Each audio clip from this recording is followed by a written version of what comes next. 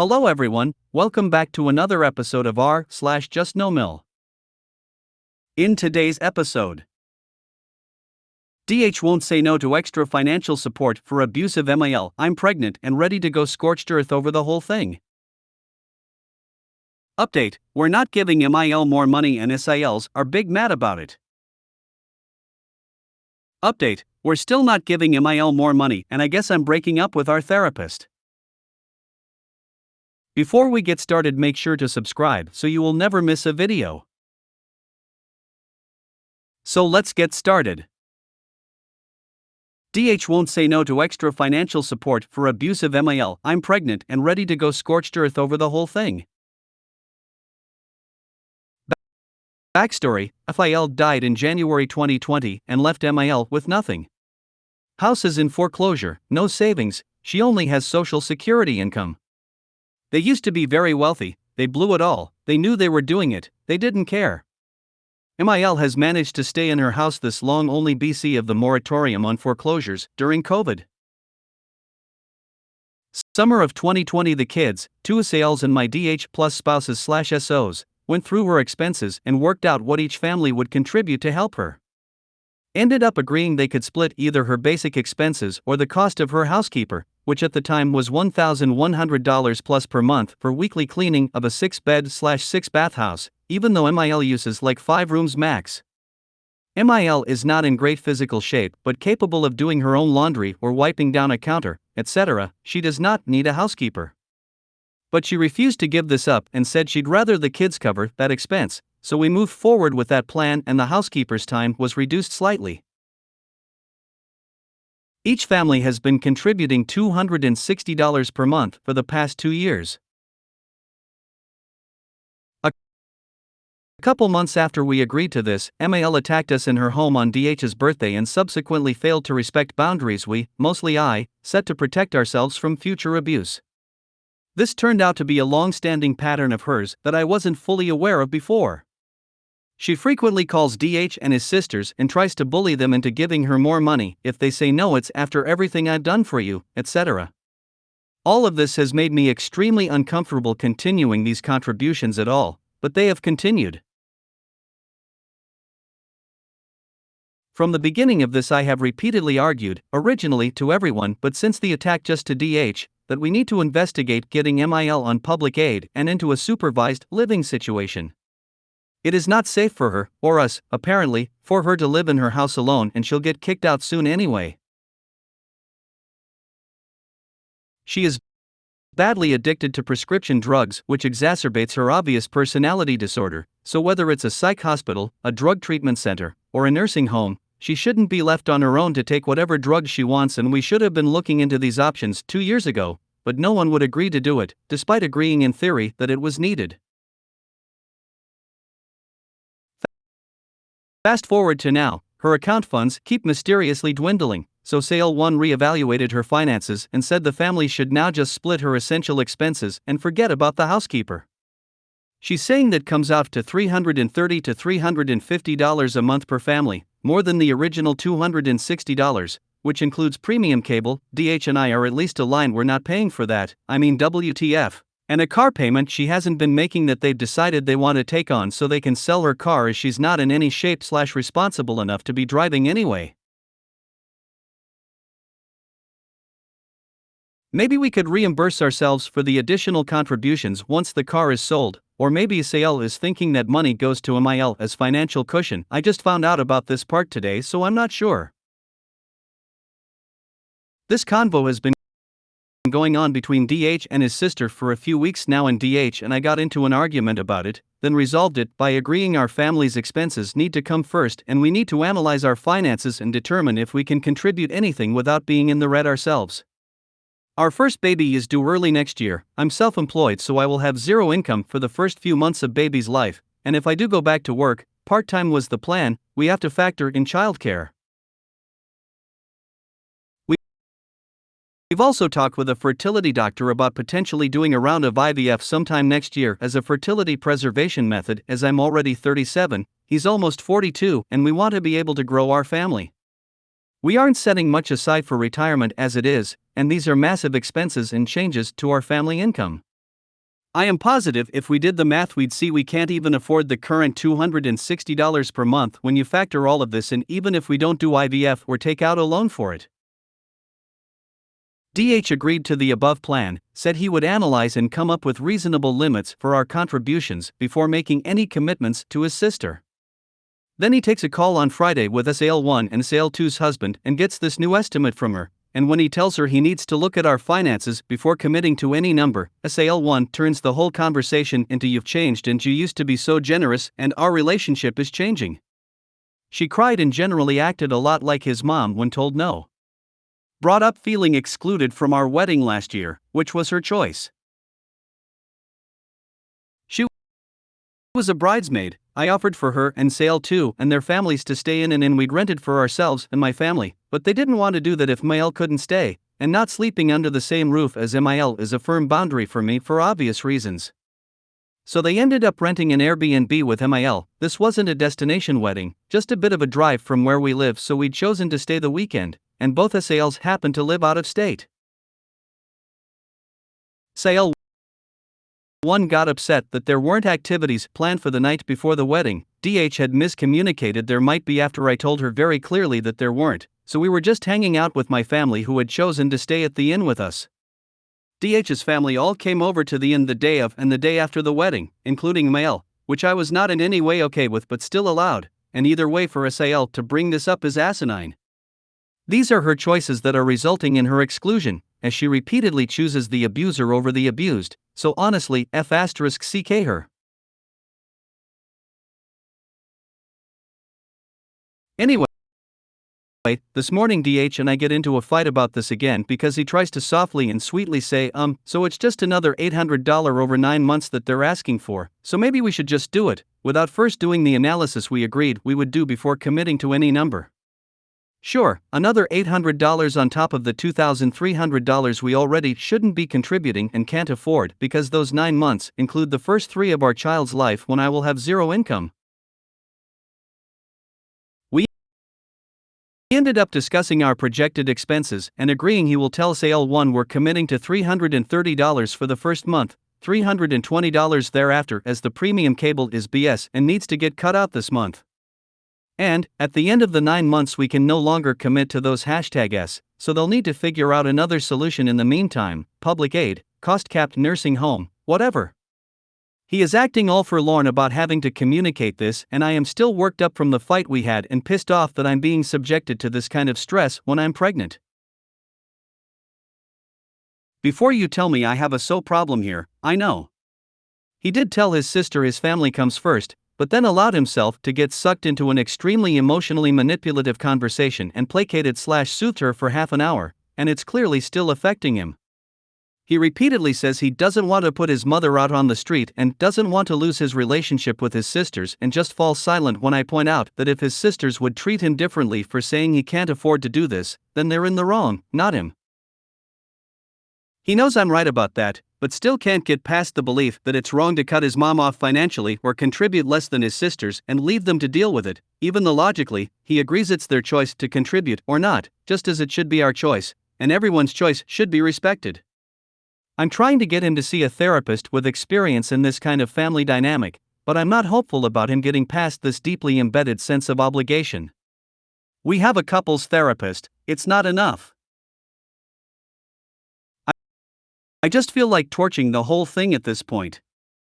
I'm already in C with Mil, and we agreed she'd only meet our son briefly on neutral ground, not right away, and won't be allowed to hold him as she's in no physical shape to due to her drug use. But at this point I want to light even that agreement on fire, and I also really don't want to see or communicate with SAL1 ever again. Why should I play nice with people who won't respect my family's financial decisions and want to take money out of my child's mouth to feed an abuser? I know DH is trying, but it's not good enough, and I'm so sick of these discussions always ending up being arguments with me being painted as the bad guy because I inevitably get triggered AF and yell at him, which I know is the piece of this that I need to take ownership for and improve. I'm trying, but it's incredibly difficult. I want to just stay focused on finding solutions and stay calm, but I am so sick of watching him put his desire to avoid conflict with his boundary-stomping mother and sisters ahead of our family's needs. I don't really need advice per se. I know I have a ML, sale, and so problem here, and I guess I just needed to vent. But any support/similar experiences are appreciated. If you read all this, thank you. Yes, so problem here is a major factor.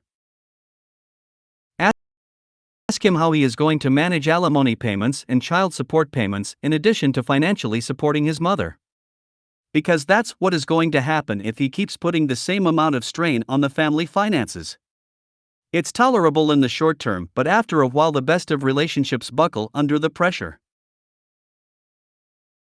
In your shoes I'd be contributing zero until the house is sale agreed. It's not good enough for MIL to be living in luxury complete with cleaning services and premium TV packages while her kids struggle to foot the bill. If SIL is so determined for mommy to continue being spoiled, she's welcome to bring her mother to live with her. Your so can answer his mother and sisters with confidence when he says I won't be able to afford to support an ex-wife in addition to MIL, therefore I need to put my immediate family first.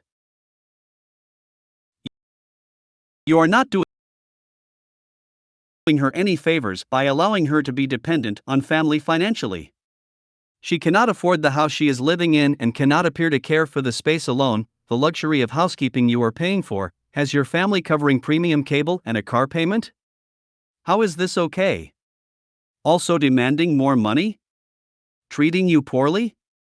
This has to stop now. You are throwing money in a never-ending pit and will have nothing to show for it. You have a baby coming?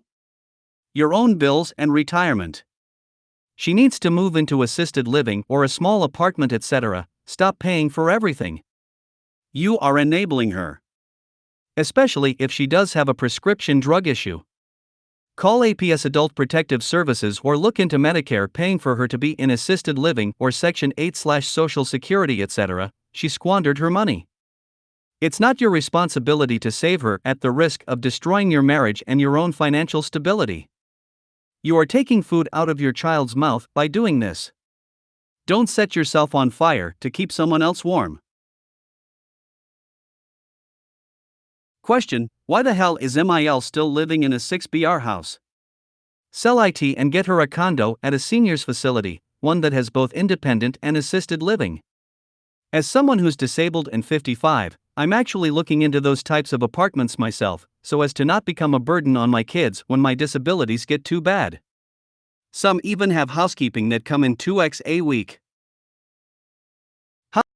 House is unsellable, massively underwater, no payments made since circa 2018, and multiple liens against it too.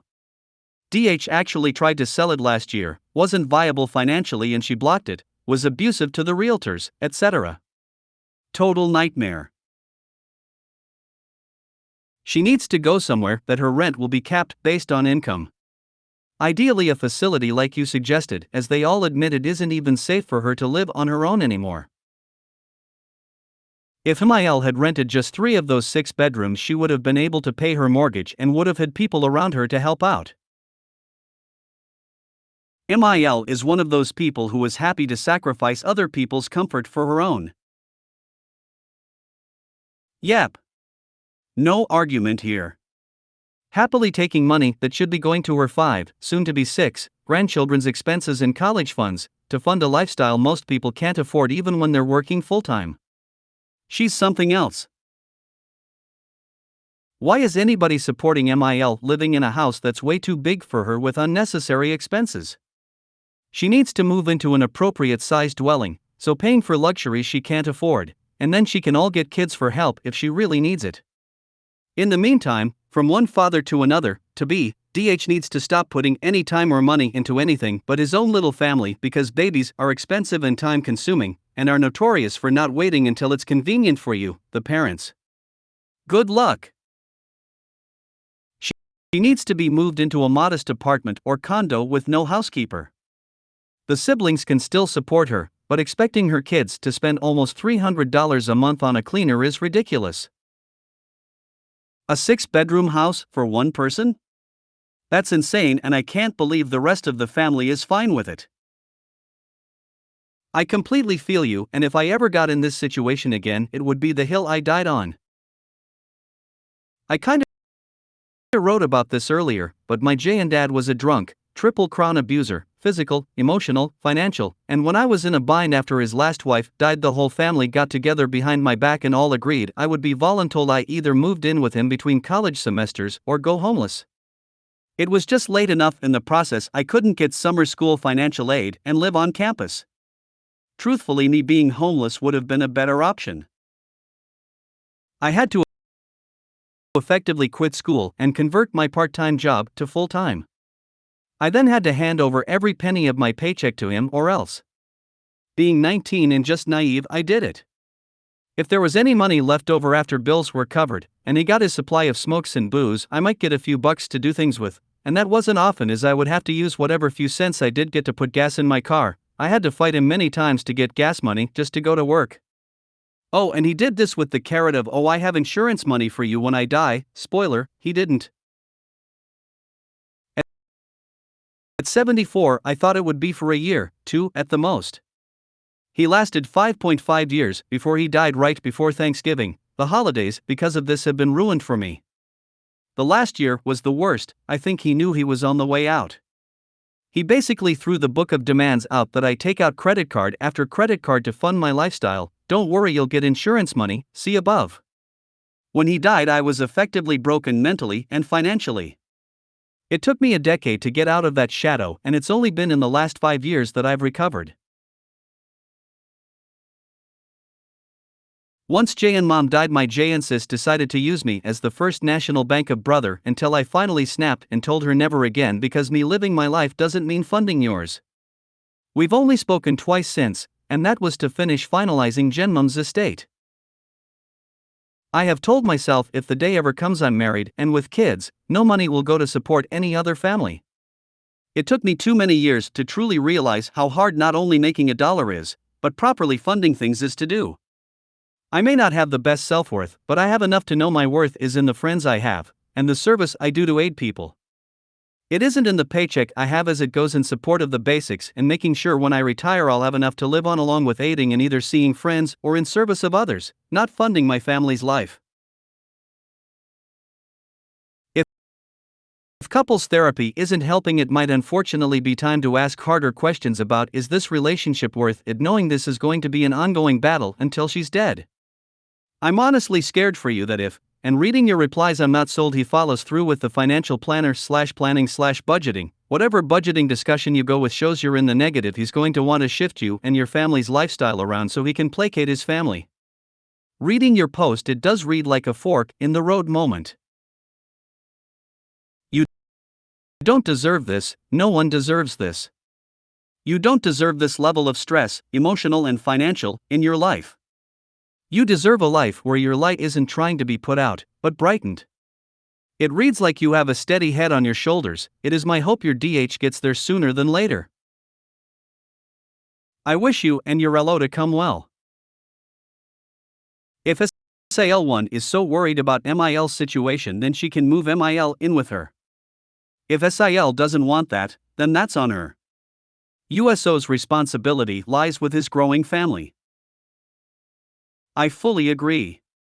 SAL1 actually did offer this 2 years ago. SAL2 may have as well, but Mel said no. She didn't want to leave her friends. Both SALs are out of state. She said this in a way that made it clear she expected us to offer. I told DH in private that's not happening, then she attacked us and cemented that will never happen. But regardless, if she really wants to save MIL, she could just tell her the offer still stands to live with her, and if she doesn't want to do that, that's her choice. They all need to drop the rope. IMO. Update: we're not giving MIL more money and SILs are big mad about it. I posted one chapter of this saga a few weeks ago, here's the next.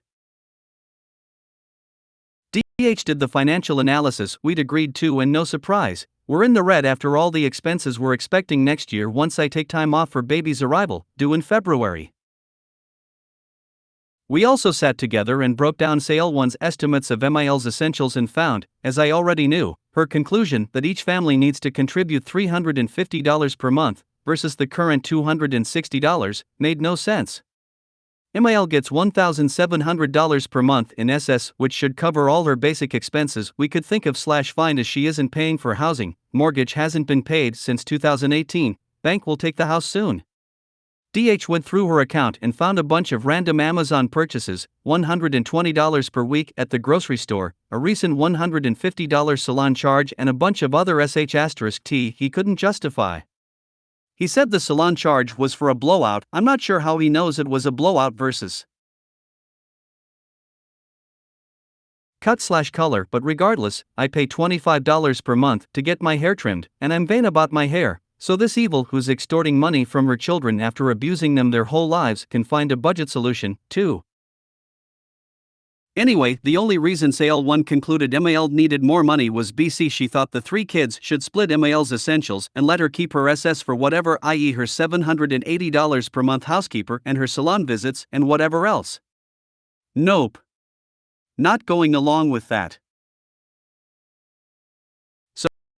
So, I offered DH the solution that we offer to keep paying the $260 per month through Jan, even though our analysis suggested MIL shouldn't even need it, but after that we can't contribute anything at all, so they'll need to collectively work out another solution over the next 5 months, e.g. income-capped nursing home. Reasonable, right? Gives her a buffer she shouldn't even need for now, she starts living more reasonably, and we get some time to figure out where she goes next? Apparently not. DH had a call scheduled with SALs yesterday to break the news. BC SAL1 had been texting, still assuming everyone was going to pay the $350, even though DH hadn't agreed to it. During the time they'd scheduled, I was supposed to be taking our cats to the vet by myself and DH was going to be driving to a haircut, but last minute I realized I was an idiot and needed his help getting to from the vet, so I asked him to reschedule the haircut and he took the call with his sisters in the car at the vet while I was inside. They should have been done by the end of the vet appointment, 45-minute, but they weren't, so when the vet tech was helping me take the cats to the car, DH panicked and acted like he didn't want to let me in. Muted himself and said, "I don't think you want to hear this, it's a hard conversation." Okay, well I'm pregnant and I'm not going to stand outside in the blazing sun with 2 stressed out cats in their carriers waiting for you to tell your sisters this conversation is over. WTF? I told him I don't know what you want me to do, but I'm getting in the car BC, I don't have another option. He later apologized for acting like that, he panicked and knows it was weird / not right. Oh man though, the sh*t I overheard in just the last 5 minutes of that call. When I first got in, SAIL2 was saying angrily, "Well, I don't know what else to say, we're not going to take the money out of your bank account, so you're going to pay what you're going to pay." That would have been a great place to end the call, but SAIL1 continued to push, saying something about how we need to be setting money aside for MIL's emergencies and funeral expenses so we aren't stressed out when something happens to her. LOL, no stress here. Our $260 for now and $0 for later is a hard limit as it's what we can afford, so we won't be contributing to anything else regardless of what happens. SAIL2 also added that DH saying he needs to save for retirement is a bit dramatic. You're not retiring now, and it's only another $100 month? Easy to say when you got a couple $1 million payout to leave your rent-controlled apt and were able to buy a second home with it, I guess. SAIL1 then added that Mael is so much more pleasant to deal with when she isn't worried about money, and then we don't have to deal with her calling us when her account is negative. If she's unpleasant when you don't give her money, the solution is not to give her money, the solution is to stop taking her calls. You live on the other side of the country. Grow a spine.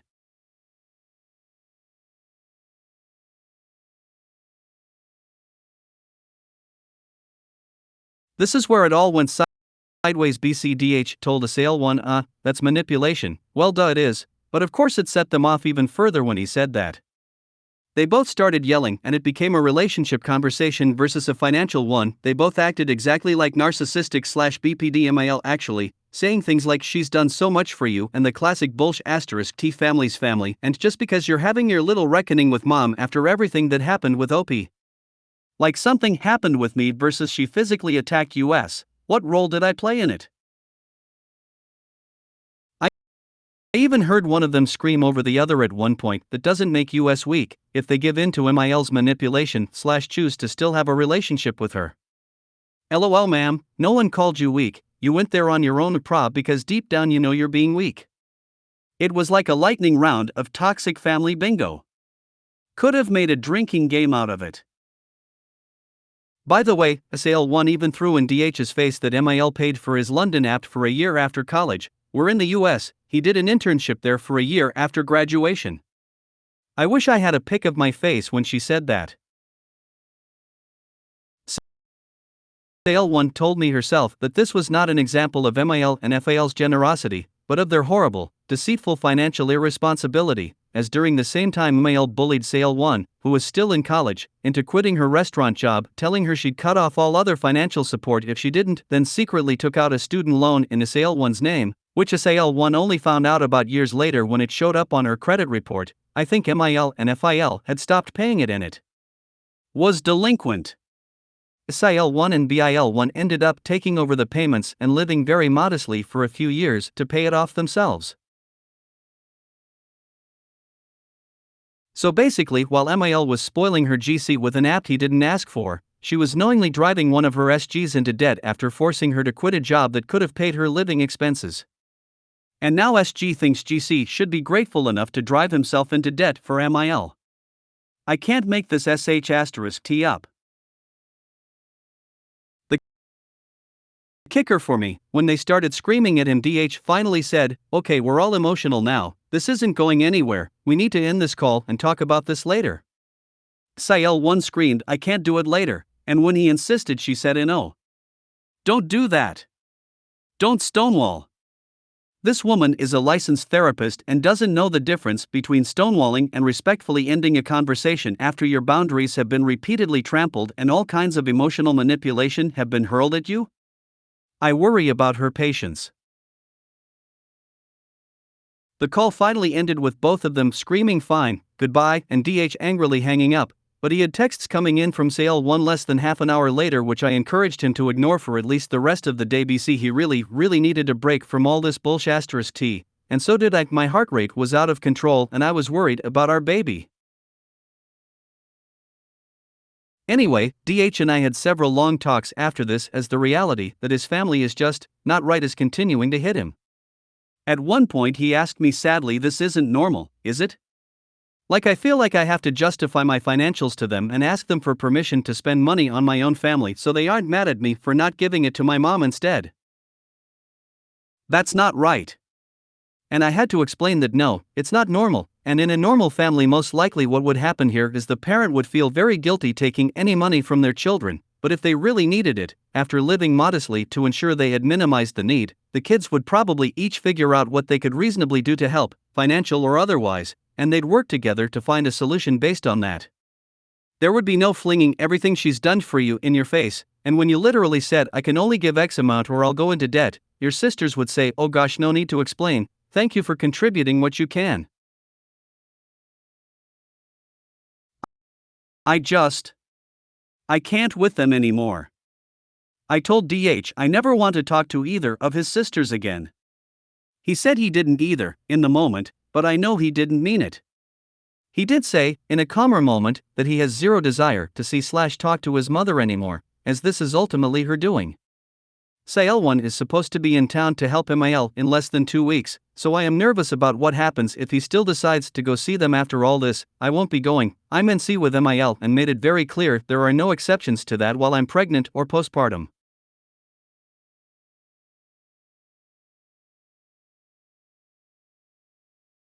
No advice particularly needed here. I know what we're going to do, which is continue to hold the line and do what we think is right as a family and allow MIL and sales to be as mad as they want about it.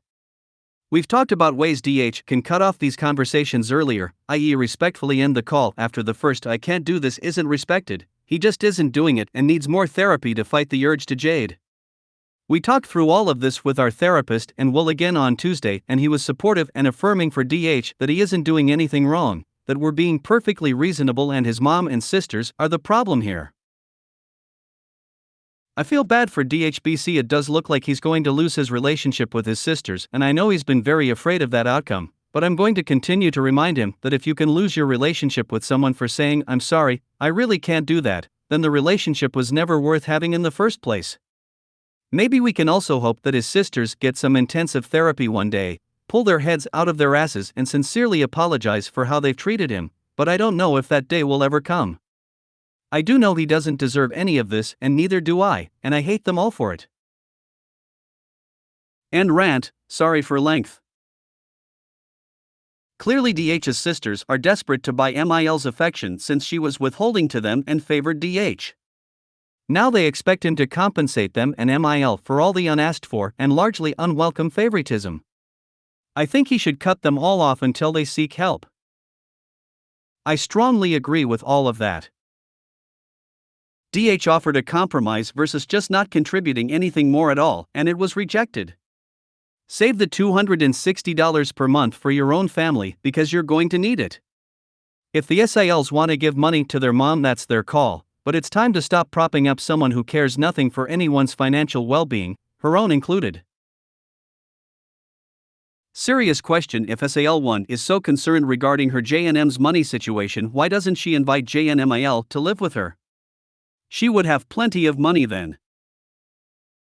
She actually did, SIL1 and maybe SIL2 as well.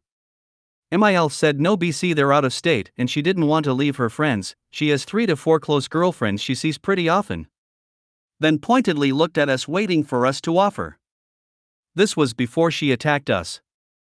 Once that happened, it sealed the deal for DH that she'd never live with us, but I never would have allowed it even before that. I know a monster when I see one.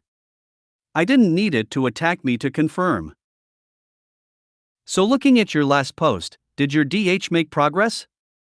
I mean, yes, he's got a way to go to get to a healthy place for himself with these people, but wow, in 2 weeks he got from there to here? Y'all got hit with some serious BS from these tantruming women, and as rough as it was, he stood his ground. That's a really hopeful sign. Be proud of him and be proud of you for helping him grow. You guys are like #couple goals in the way you're working this out together. Go you! Your MIL's bad financial decisions were her choice, it's not on you to bear the consequences. Good on DH for standing his ground. Spend that money you'd spend on MIL on a therapist for DH, he will need help to process everything that's going on.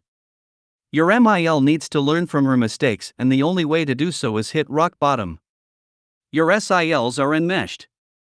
Hopefully they'll wake up one day. Yeah, now that you mention it, I am not sure if DH's financial analysis factored in individual therapy for him and me. We're both between therapists and badly need to get back into it, obviously.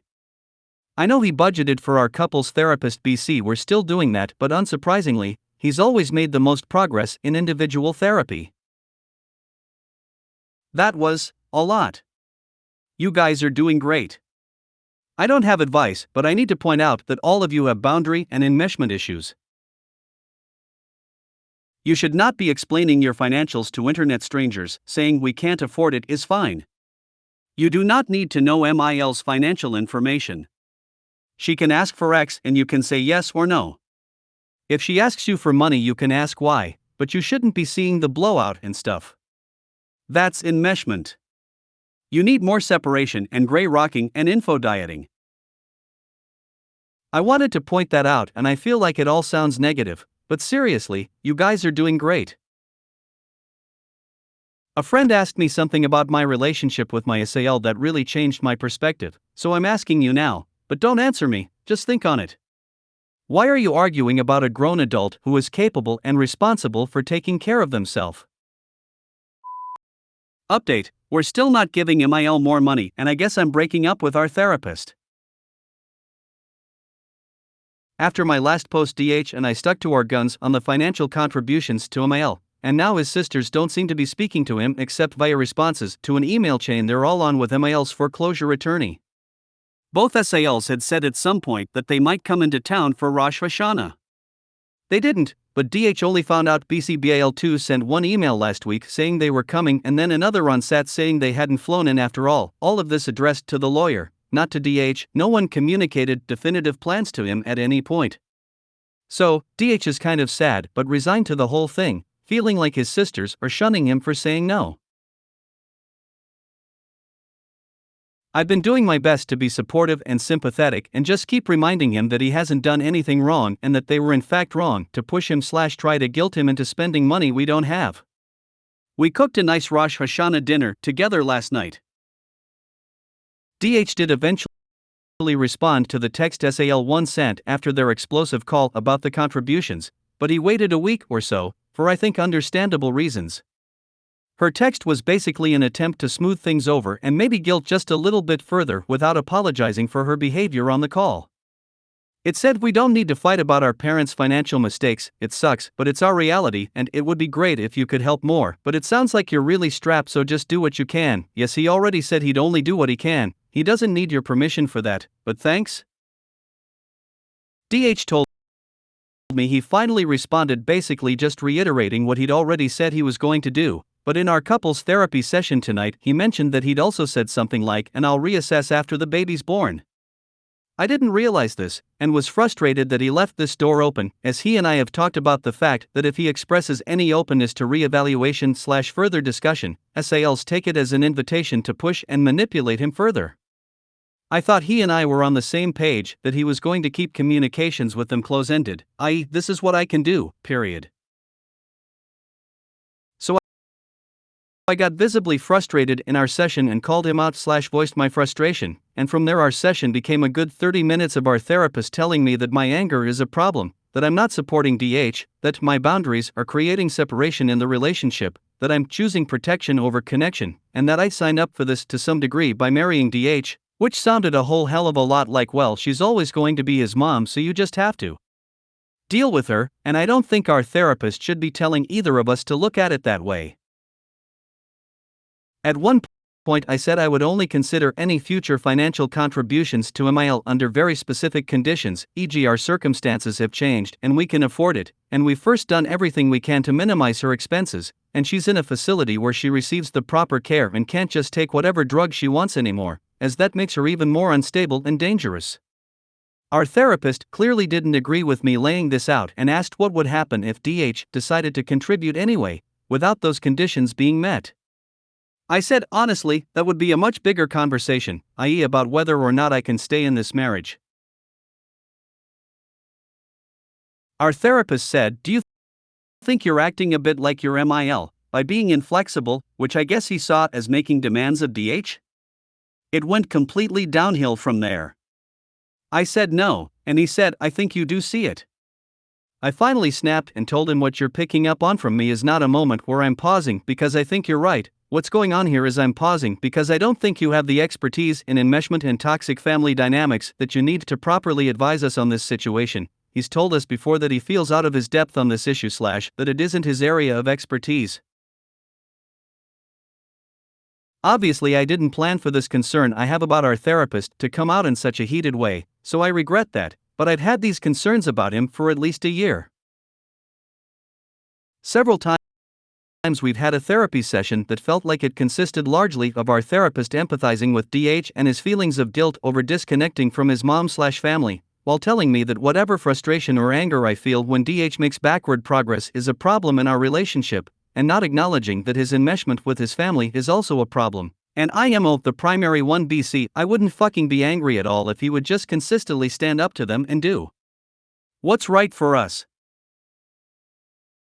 Our therapist has historically tried to encourage repair of the relationship with MIL, then shifted to telling me I don't need to have a relationship with her, but I do need to forgive her, even though she's literally still actively hurting us. It's not like it's all old water under the bridge. It seems like he is incredibly sympathetic to how DH feels about the fact that saying no to his family results in being punished by them / losing connection with them, but he is very turned off by any anger I feel when DH is reluctant to say no to his family, and it negatively affects me and/or our relationship. This is the second or third time I've felt attacked by our therapist for expressing my frustration with this situation. Our therapist even said tonight that if I can't be flexible about my boundaries, I'm not sure if he meant just about the finances or contact with MIL too, then maybe you can't be married to DH or to anyone who doesn't agree with you on everything. I had said myself that I'd consider leaving DH if he was going to disrespect how I felt about the financial contributions and just make them anyway, so I guess fair point on maybe I can't be married to DH, but I can't be married to anyone who doesn't agree with me on everything? Really? I just feel like that comment was really out of line and a massive exaggeration that felt like it completely invalidated my right to have firm boundaries about someone who literally physically attacked us and continues to hurt us in so many ways. As if that's not enough, what really gets me is that DH and I have had several versions of this same discussion recently, and it never gets heated like this between us, even though we do still have some serious differences of opinion on this matter. We've been pretty committed to keeping these conversations calm and respectful, especially since I'm pregnant and don't need the stress of a fight. But this session literally became me fighting with our therapist, and I got extremely agitated and have been crying on and off since our session ended 2 hours ago. DH is being kind and supportive, said he feels like our therapist was attacking me and acted unprofessionally, but I'm really scared that this just put the idea back in his head that my having boundaries I won't compromise on is the problem here. That is exactly how DH thought about all of this 2 years ago. We had a horrible year trying to work through it and have come a really long way since then, but there were times he would scream at me and call me inflexible, rigid, heartless, etc. anytime his mom and sisters got under his skin about me not seeing mildlynomil/allowing her at our house. I'm terrified that hearing something like this from a therapist could set him back, and I can't go through that again. Especially not with a baby on the way. Am I completely crazy here? Because I literally just yelled at our therapist and told him I feel like I'm in the twilight zone and this conversation is insane. That part obviously not my finest moment. By the way, as I'm sure it will be asked, DH is still in between individual therapists, and I just told him in between sobs that I need him to get back into individual therapy with someone who specializes in this kind of family dynamic. I'm emailing my individual therapist tomorrow. I haven't seen her since January, but she was always very supportive of me having firm boundaries where MIL is concerned. If she's not available, I'll find someone else, as I obviously need the support now more than ever. In the mental health field, and can attest, that therapist is indeed out of their depth and is beyond unprofessional. Ethical standards to our clients and the public at large call for us to only engage as clinicians with cases we are competent and effective in. When they realized they were out of their depth, their immediate move should have been to cancel your future sessions and immediately help find a more appropriate therapist with the skills needed. There is no circumstance where a therapist should continue to work with a client that are self-disclosing their own incompetence to treat. I'm so sorry this happened to you. What breach of professional ethics! I hope you are able to find a couples therapist who is a better fit. Thank you. I just talked to my individual therapist and she's going to send me some recommendations for trauma-informed couples therapists. I might need a break before I try to build trust with a new therapist again, but I'm hopeful. I think it's great that you told the therapist he wasn't qualified. He deserves to be fired. Maybe the individual therapist you like can recommend the right one for couples. That therapist gaslit TF out of you. He should be fired by you and reprimanded. What kind of prick therapist tries to convince someone that boundaries are a bad thing? Yeah, I agree. He didn't say boundaries are a bad thing, but he did say, is that your understanding of boundaries? That you shouldn't flex them? In a very judgmental, that isn't how this works and you should know better sort of way. I don't agree with him. These are not the kinds of boundaries you flex. You're not overreacting. Get a new therapist stat. Thank you, I appreciate the validation and we will. That therapist sounds like an absolute joke. It's part of the profession to take into account your own issues and bias before suggesting anything. Those comments were downright rude. He's probably got his own mommy issues and is sitting there lashing out with his own judgments because a woman dares to have boundaries. Obviously, I could be wrong, but saying she can't be married to anyone? Because she knows what she wants? Sounds like misogyny to me. The therapist told your DH to stay true to his first love, mommy. Honestly, he's been telling him a thinly veiled version of that for at least a year now. I should have trusted my gut and switched to someone else a long time ago so it didn't have to get to this point. Psychologist here. I'm appalled your therapist suggested your anger was the problem and that you needed to soften boundaries. I don't want to be offensive when I ask this, but is this a religious therapist? When a couple marries, they have to choose each other above all else. You create a new family. That means that prior unhealthy enmeshments have to go. So often the new spouse gets vilified for this because the enmeshed person never drew appropriate boundaries. An experienced therapist should explain this at the outset and talk about priorities and values you have as a couple. Please feel free to fire the therapist. You deserve to feel supported. Also, please don't loosen your boundaries, we have them for a reason. I'm glad you're getting back into individual treatment too. If you can afford it, and locate a team for couples, that can be very helpful. If you have two therapists working with a couple as a team, then triangulation doesn't occur. This used to be a common practice before insurance companies decided it wasn't okay to do. But I have seen it work very successfully. I can't believe your therapist told you that you need to be flexible with your boundaries. They are not boundaries if you are flexible, they are suggestions. And the suggestions will be ignored. Yes, that's exactly what I've been saying, but he 100% thinks I'm in the wrong about that and that my boundaries need to be flexible, at least with DH, for the sake of connection. I was honestly too triggered by him saying that to ask what he could possibly mean by that / what that would look like in his mind. If you made it to the end of the video, thanks for watching. Don't forget to like, subscribe and share, and we will see you in the next video.